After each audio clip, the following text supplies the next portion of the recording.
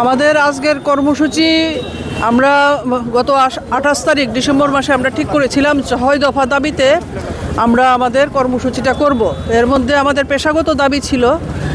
এর মধ্যে আমরা দেখছি সারা বিশ্বে এবং দেশে মৌলবাদী যে তৎপরতা, সংখ্যালঘুদের উপর যে আক্রমণ, এই বিষয়টাও আমরা বলছি যে আমাদের আজকের কর্মসূচির মধ্য দিয়ে মৌলবাদ নিপাত যাক, মানবতা মুক্তি পাক। আমরা দেখেছি যে সম্প্রতি ভেনেজুয়েলার উপর যেভাবে একটা স্বাধীন সার্বভৌম দেশের উপর যেভাবে আক্রমণ নামিয়ে এনে ওইখানকার রাষ্ট্রপতিকে এবং তার স্ত্রীকে অপহরণ করে নিয়ে গিয়ে আন্তর্জাতিক আইন অমান্য করে যেটা করা হয়েছে, এই ভেনেজুয়েলার উপর যে আক্রমণ সারা বিশ্ব জুড়ে নিন্দা করছে। তো পাশাপাশি আমাদের 6 দফা দাবি, অনিয়মিত কর্মচারীদের নিয়মিত করা এবং 10,323 শিক্ষক যে মানবিক কারণে আমাদের যে সুপ্রিম কোর্টে পুনরায় এসএলপি দাখিল করা মাননীয় কলকাতা হাইকোর্টের রায় অনুযায়ী এই দাবি যেমন রয়েছে।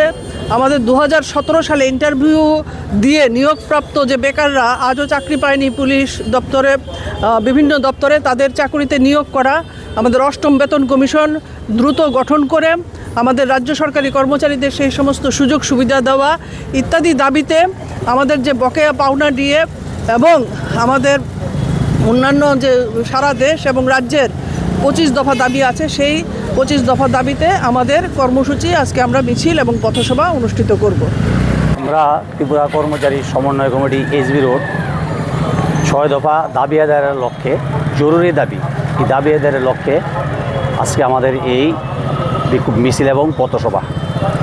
আজকে এই যখন আমরা মিছিল করছি তার আগেই আমরা দেখতে পেলাম যেভাবে আমাদের ভেনেজুয়েলায় আক্রমণ করে মার্কিন সাম্রাজ্যবাদ একটা দেশের রাষ্ট্রপ্রধানকে অপহরণ করে নিয়ে যায়, এটা আমরা নিন্দা জানাই এবং অবিলম্বে ভেনেজুয়েলার রাষ্ট্রপ্রধান এবং তার স্ত্রীকে নিঃশর্ত মুক্তি দেওয়ার জন্য আমরা এই মিছিল থেকে আহ্বান জানাই।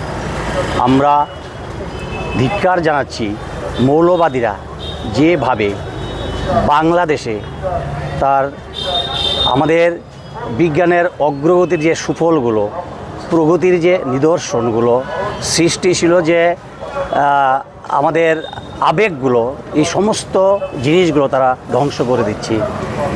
যেভাবে আমার দেশের মৌলবাদীরা আমার দেশের স্বাধীনতাকে মানতে চায় না, আমার দেশের আমার রবীন্দ্রনাথ, আমার সুকান্ত, আমার কাজী নজরুল ইসলামকে তারা মানতে চায় না, আমার দেশের মধ্যে ইতিহাস বদল করে একটা হিন্দুত্ববাদী শিক্ষা ব্যবস্থা কায়েম করার চেষ্টা করছে, একটা বিভাজনের রাজনীতি করার চেষ্টা করছে।